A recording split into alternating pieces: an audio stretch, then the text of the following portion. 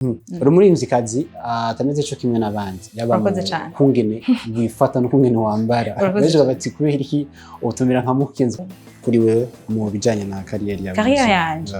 Oh, vision mfise ni kugera kure ko mba avant de devenir déjà une star internationale. Hano iwacu mba umuntu bishimira. Donc umuntu uvuga ati tuburundi twishimira. Oya no. Hana kuruko aho muri. Murushirizeho. Tuvuga na kana keza. Apana na kana keza turi muri kafsindero. Turi ko nturi kurantaho. Ni okay, mushimba ibikorwa. Donc dès le départ hano muvuga ati Vania Ice quand même arakora kandi turaryohererwa no kubona du représente. Niyo vision ya mbere nshaka. Nirashika aho nshaka nugira ubwoba mbwa ndashima naho ngeze. Hama ninagira ico nishikanye ko mu myaka 5 vraiment nzoba nicaye aha uri kurambaza ati nizihe mpanuro rero wumva wohereza abandi bana bwati twibwe twarakoze aho twaciye neza byaratuvunye turara ndi tayari vraiment ndi ready. Jewe nabo dukorana bose turi gado kutotanga show yuko umuntu azo kwinjira muri 2024 yumva ati quand même dushitseyo turyohewe cyane ego umuntu wese azoba ari hajya nzomuha show na show yego turi ready tayari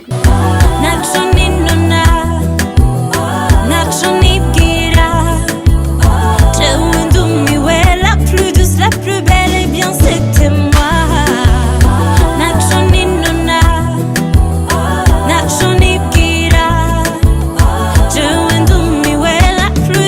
plus belle, et bien c'était moi.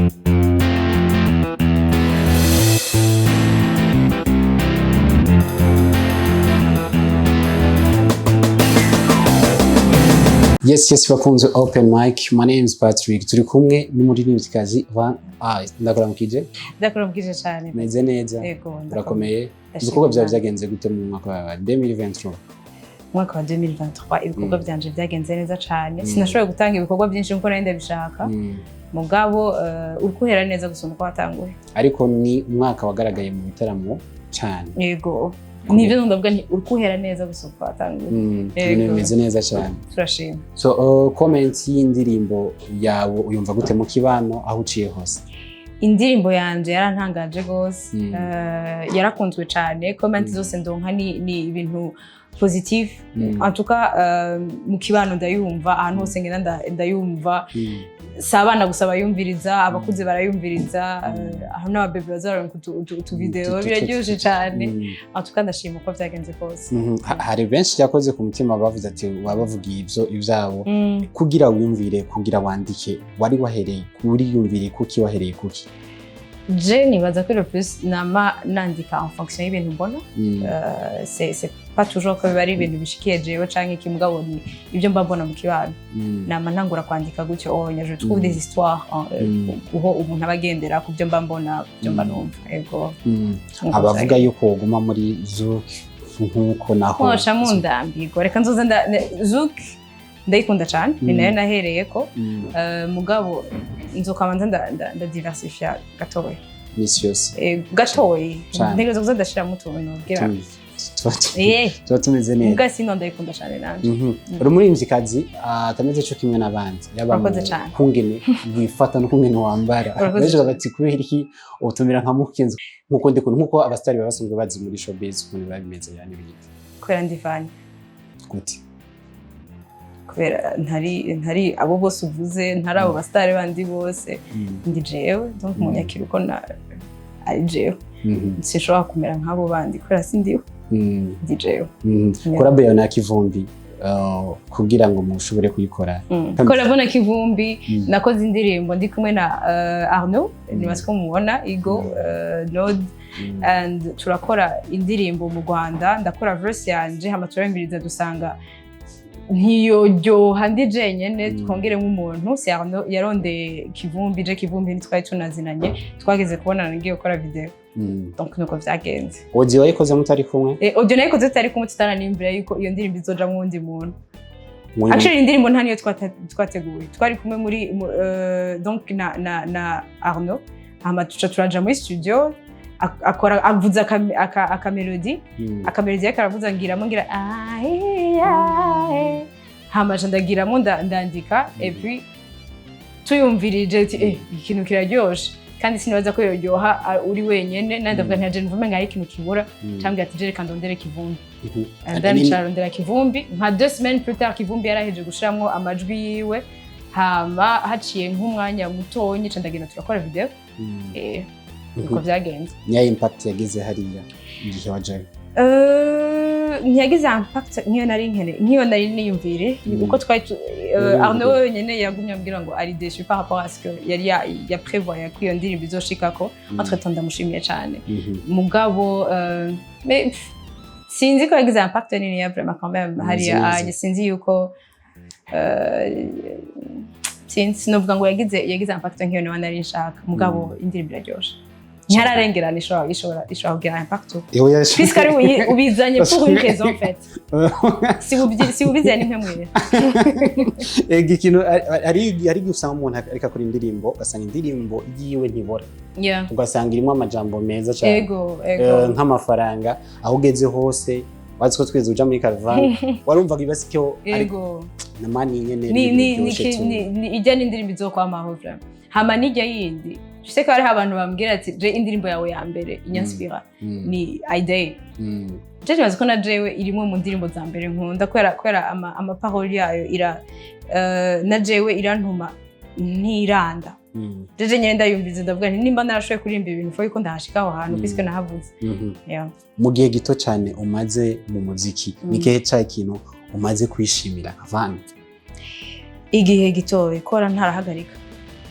kora nubwo uvuga ngo ni igihe gitoye si gitoye imyaka 2 si mikeye muri sinongeye ko n'iyindi 3 ukivyiyumvira canke itanu mugabo nibaza ko ikintu maze gushika ko nshima ni plus ko ntarahagarika kwera ibica intege ni byinshi cyane mugabo umuntu yamaronka izo nguvu zo kubandanya nibaza yuko ico no ryohererwa nuko ndacari hano hari ikintu bigeze kisheze kurengana coko batagutumira mu biteramo cyane cabahe n'abafana baguma bakireka amakuru tutamubona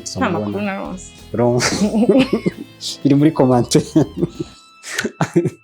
so nibaza ubukushema cyane bimeze neza kandi nibaza ko no mu mwaka 2024 yari mihezagiro mugaturake n'akantu k'Imana ka gospel nakubwira umusisi uri kurabyibwira karahari mu gikoni sindabona ajya rizosohoka mugabo indirimbo iri ready kuva ndetse nibaza ko mfise ikibazo canke sinzi uko ngene meze hari gihe nsanga narakoze indirimbo mugabo ntisohoke muri uwo mwanya mba nayikoreye yego donc ni gake nsohora ngo niko ndabikoze ubwo nyene zerera igihe yego niya vision office kuri wewe nk'umuririmvyikazi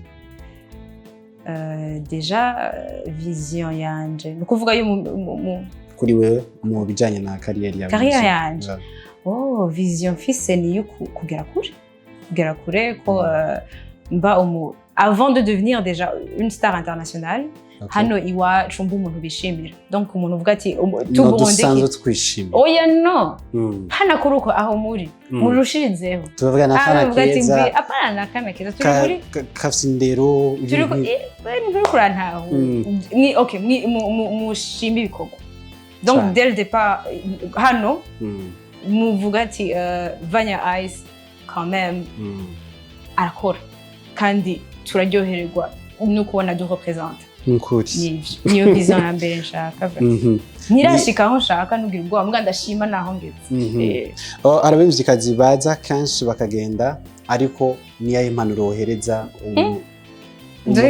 umuririmvyikazi amaze mu ndindire nzotangure gutanga impanuro mu myaka 5 kwa muri no mwana numva umenga sindi je ne suis pas la mieux placée pour donner des conseils quand même imyaka 5 nzoba mfite ibyo mvugira nta sinoba nkiriko ndazana je hamace ntango bavuga ngo hari ibyo ngimbwira abandi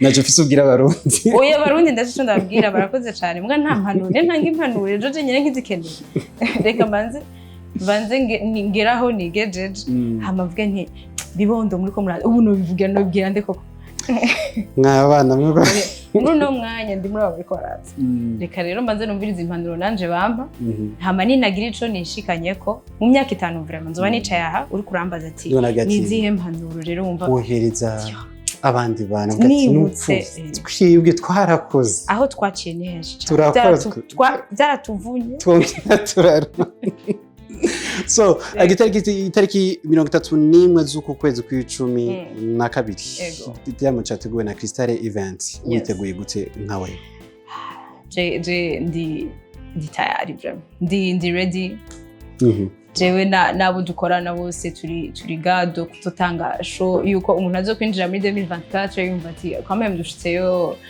turyohewe cyane ego umuntu wese azoba ari hajya nzomuha show na show yego turi ready tayari kweli so nibaza ko usanzwe hari ikintu batakuzi ko mugaje ndakikuzi ko cyane nabandi bake ariko ikintu cyo gukurikiza ku mwanya ego none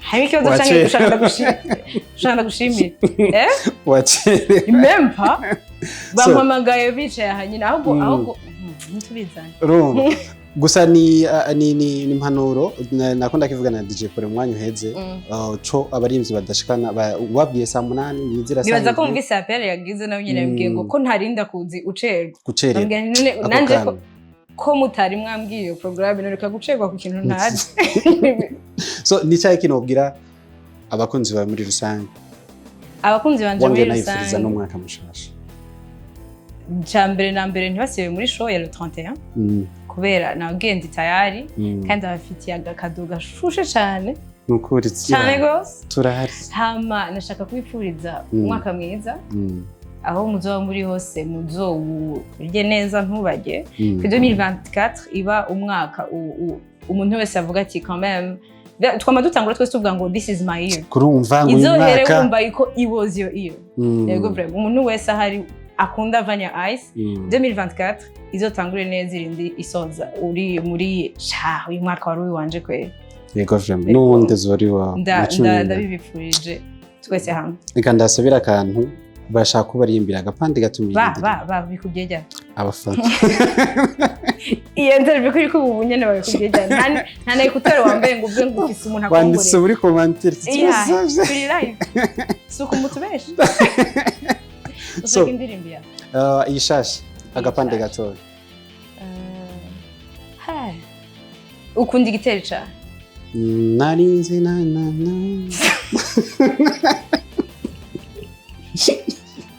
igitero ca mbere twagiye narinzi na fisi ibirimbo vyinshi vyinshi cyane ni kuvuga yuko umanza go ntacu urinzi risigura cara nkibuka amajambo wahora umbwiraga nubwo ntari uwo mbere ejo nzo kubera hanyuma ngo waribwe abakobwa bose mwagendanye ibiguma baguteye nije nabivuye turiba ya asante sana ndagushimira cyane kigene open mic murakoze cyane ko namwantumiye mucerewe mugabo ntacu twahashitse murakoze